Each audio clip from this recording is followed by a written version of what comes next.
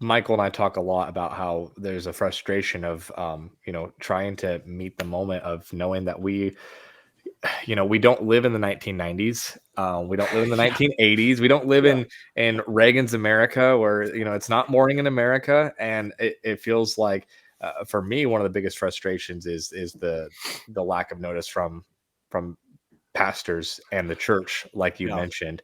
I mean, Michael, feel free to jump in here, with any thoughts, Yeah. um, You're in seminary, so you're on gonna the get yourself in church's role. trouble But yeah, talking please. about this. Yeah. Well, there's so many different thoughts rattling around my head. And one question that comes up as you're talking, Andrew, you're discussing what, in perspective of Trash World, this ideology is very seemingly pessimistic about the world that we live in, what has been handed down to us through these decisions that have been made socially and within the culture, the predominant Mhm. Western culture that has corroded the values that we once held as a Mhm. people and as specifically a faith based people group. Yeah.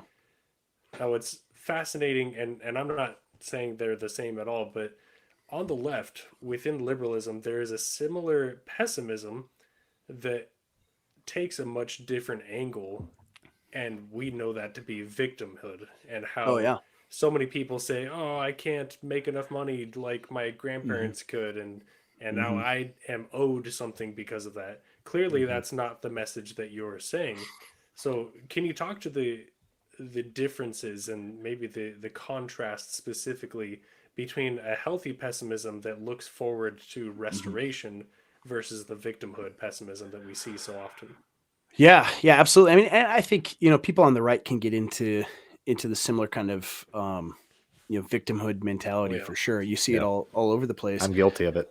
Oh, it's easy to do. I mean, because once you are aware of how bad things are, and especially even in the last 30 years, um, I talk about this all the time. Like my parents, they bought their first house, and for years they'd always say they bought it in the 80s, right, the early 80s, and like, oh, it was so bad. We had 20% interest rates, and we could barely afford a home, and it was so terrible. There's And it was like, $23,000. yeah, it was like maybe $30,000 home, Right. and it's like, And and there's then as soon only as like 20% interest for like a couple of years too. yeah, and they are able to refinance it after the interest rates go down, and Mhm. the price though is still like 30,000. It doesn't jump up to 100, right?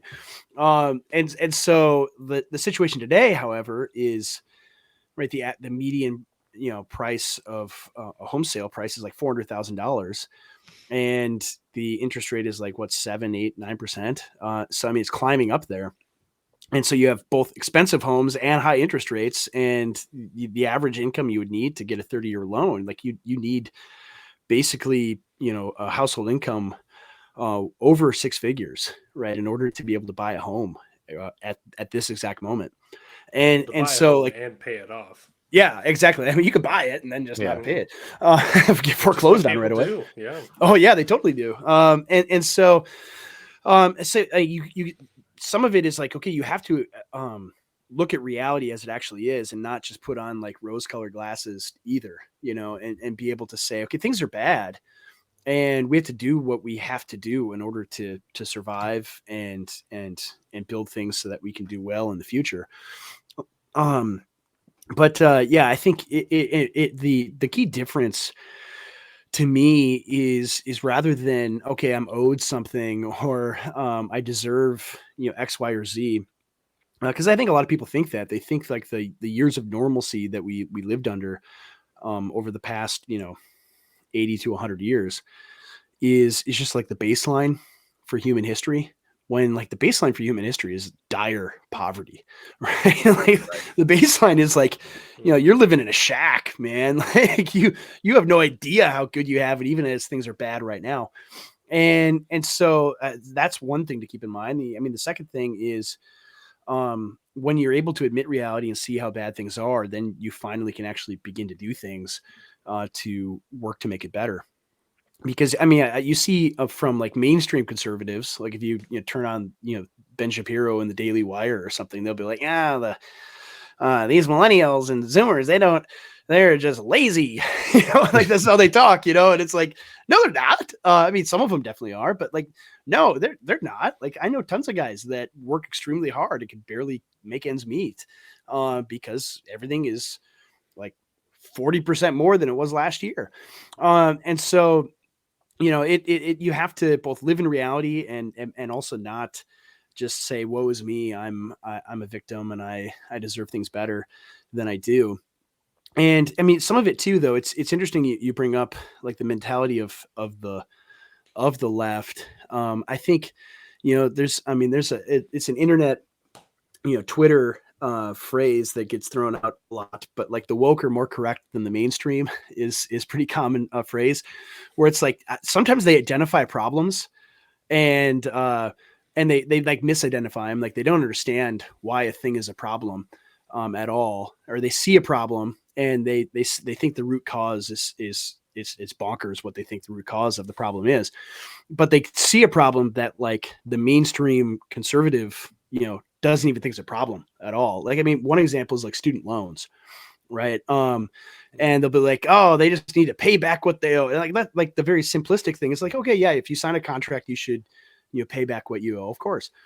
But at the same time, it's like, okay, well, 50 years ago, they banned, the Supreme Court banned, or it's almost 60 years ago now, like the Supreme Court banned IQ testing for employment, right? And so then what happened is, as a proxy for that, everyone went and got a college degree, right? So that proves that, okay, I can go to college. That means I have, a high enough IQ to do this, mentally taxing, very difficult, high IQ kind of job. And then immediately what happens then is now everybody wants to go to college. They offer all sorts of massive loans. And so college balloons up into this huge bubble. And in order for anybody to get a job, you have to go to college and take on massive amounts of debt. And you see these colleges, like the budgets that they just blow through this money. It's like half of the money. It doesn't even go to professors, right? I mean, they probably are overpaid too. It goes to all these administrators and like DEI officials and things like that. And like having a new $20 million, fitness center or whatever, right? Stuff like that. And all in the backs of these kids, right? And so you see it's like a problem. Like there's a deeper problem here, and they get a problem. They think, just make it free, right? That's their solution. Just make it free. Like keep all the underlying the thing that caused the problem all in place, but let's just make it free. And the conservative answer, right? The mainstream conservative answer is, no, keep everything the same in place as it is. Keep the problem going, rather than saying like, no, we should just like blow all these colleges up. Seize right? the endowments. Yeah. Seize the endowments, pay off the student loans that way, make colleges co-sign with students taking loans and make them defaultable, and then see what happens. Right. Then you would see a lot of colleges go belly up and the system would correct itself. So I mean it's things like that where it's like there are all these problems that are very deep rooted in over like generations now. And, you're not allowed to, think of like this or even think of what caused them and how to fix it. It's just the conservative answer. The mainstream conservative answer is keep everything as it is. It's perfectly fine. I mean, same thing with like healthcare, it's like you see like a healthcare, like as much as a mortgage now. And the conservative answer, well, you need to just pay for it. That's the free market. It's like, no, it's not. No, it's not. And like the answer on the left is, we'll just make it all free. And then you can have Canadian healthcare, which is, which is so great. They'll just tell you to, no longer live anymore. That's the answer. 7-8 months for that chronic health condition. Yeah. You need an antibiotic for an infection now, and we'll get that to you in 6 months, right? And so like things like that, you see the comment there. Like, I mean, some of it is a lot of people. Yeah, one issue is that tons of people that shouldn't go to college go to it, but that's the reason why. Is you're promised, if you go to, I mean, for me in school, I went to public school. And we were all told from like elementary school on, you have to go to college. If you don't go to college, you're going to end up flipping burgers at McDonald's your entire life if you don't go. And that's like hammered in your head again and again and again and again. And then these kids who are like, average IQ people that are not going to like study higher things. They're not going to be like reading Plato and Aristotle, and they would have no interest in that at all whatsoever. They go off to college, and college is just, and like the state of college today is it's just, an additional 4 years of high school. Like it is not at all rigorous or challenging. Right. That was like a huge shock for me when I went to college, because the whole time, like, college is held up as this, it's so important and difficult. Try you hope that you get accepted. And then it's the teachers would always say everyone's accepting. Yeah, everybody. Like, kids who got an 18 on the ACT got into the same college as me. Like, I saw them in orientation, like, you're here? Oh, okay. But that was like for all through high school, the teachers are like, oh, we'll try that in college. You won't be able to get away with that in college. And yeah, you can. 100%. You can get away with more in college. Full of people who don't know how to think. Yeah. Oh yeah. No, totally. And like my first week of college, like I remember telling my parents, like, I think I should just drop out. Or transfer to a better school or something, because like my first week, I'm sitting in classes after you get through the mandatory, waste of an entire class period where they just talk about the syllabus and what books to buy. The first like real classes, I'm sitting in there. And I was in like a poli-sci class because I was interested, in politics. I thought, okay, all right, we'll talk about real interesting stuff and get into some deep theory and all of this. And it was like way less challenging than any of my high school classes, my senior year of high school. And we're sitting there, huge auditorium, like 300, 400 kids. And like a kid raised his hand in the middle of like the professor's PowerPoint lecture.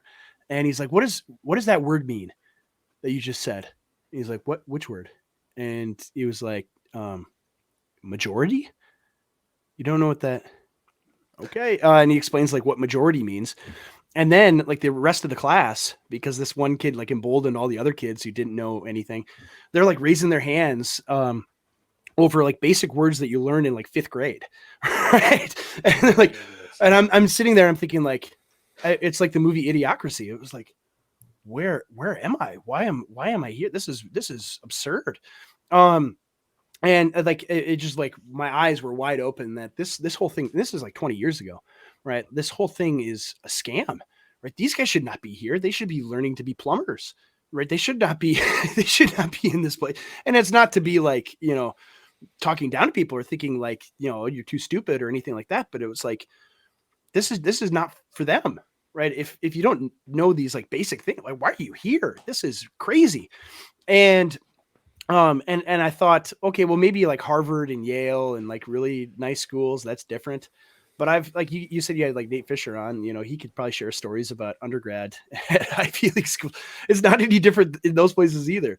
Right. Until you get to like, higher level classes. Which even at the Ivy League, it all comes down to funding.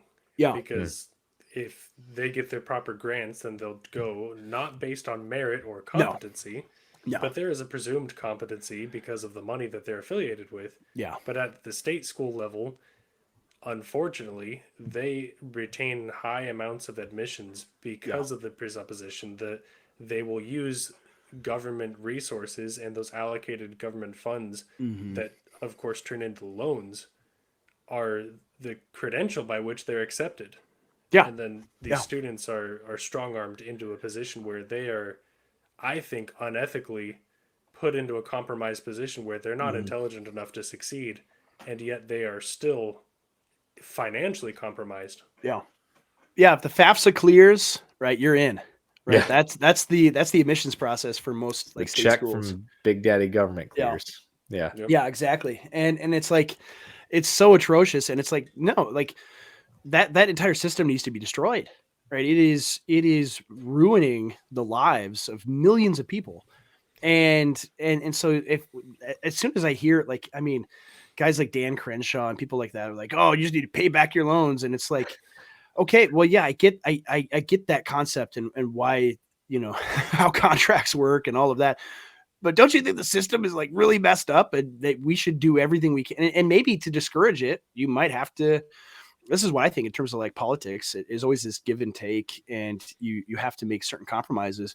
Be like, shoot, I would if I were like emperor and had total power, I would just forgive the loans and then force a system where all the college, like 90% of the colleges go belly up, right? Like the co-signing thing, seizing all of the endowments, right? That, I mean, all that kind of stuff. Year Like, of Jubilee. yeah. And it's like, then it resets the whole system and we don't have to deal with this anymore. But I think what will probably end up happening is they will just forgive all the loans and keep the system going as is. Probably the worst of both worlds, honestly. Yeah.